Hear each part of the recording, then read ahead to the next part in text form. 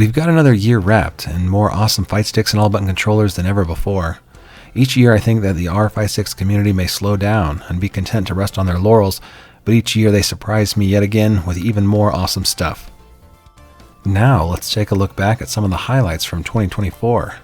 Straight away we can kick things off with the best new product or design category, and my pick for the winner, the custom layout and additional button trend.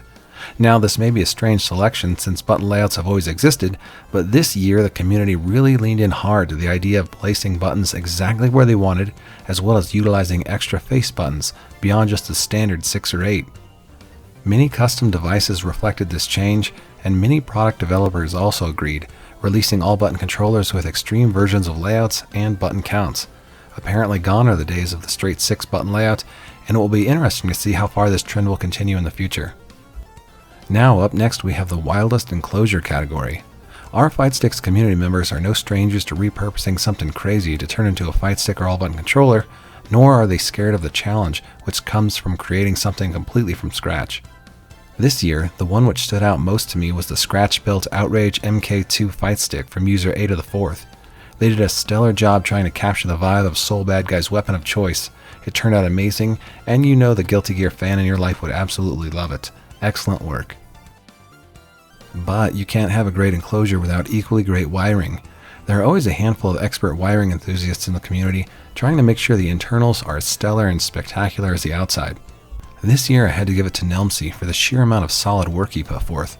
Immaculate color coordinated wire sleeving is just the cherry on top of the build, and it's so cool to see someone so passionate about doing a great job.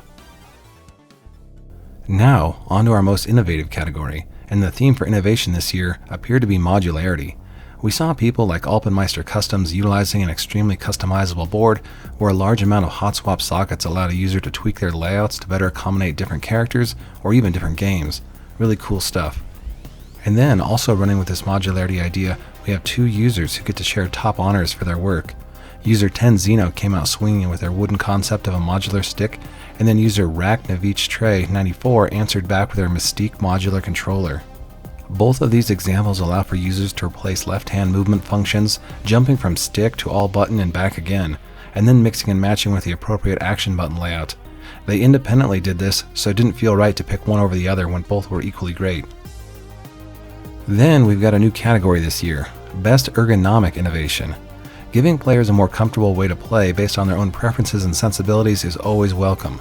There are great capsule-shaped buttons pioneered by Maverickade, Fightsticks with their levers replaced by D-pads, and then the fine work done in the area of Fightstick and AllButton controller tenting similar to keyboards. All awesome in their own right.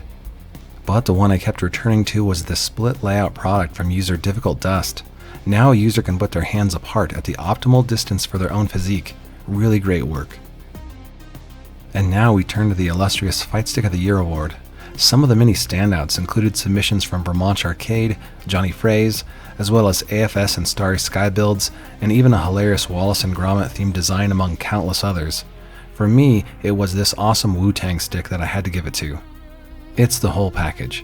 A bespoke case, excellent internals, and then it embraces a great theme to the absolute extreme.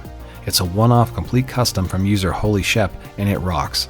And even if you aren't all in on the music element theming, you've got to appreciate the originality and the craftsmanship. Like Wu-Tang, this Fightstick is for the children. Now for the best AllButton controller of the year. Typically I reserve this slot in the countdown for Fightsticks, but AllButton controllers were posted at a rate of nearly 2 for every 1 traditional arcade stick. That means this category is extremely stacked. Out of the thousands of great builds posted this year, this wild custom one from Lemon Sorbetberg is what I chose to represent the best of the best in 2024. It was 2 years in the making and comes with slanted panels and wrist rests for more relaxed hand positions.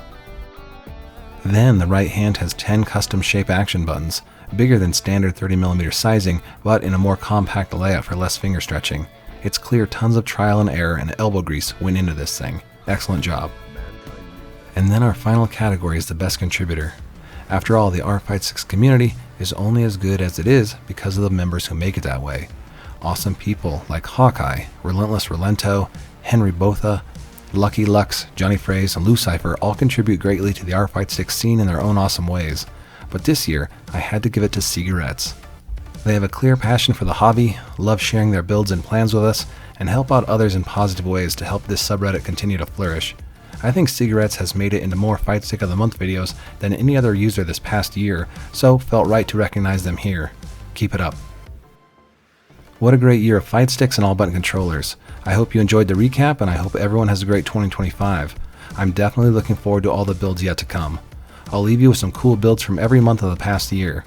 Let me know your top picks in the comments below. Support your locals, and I'll see you next time.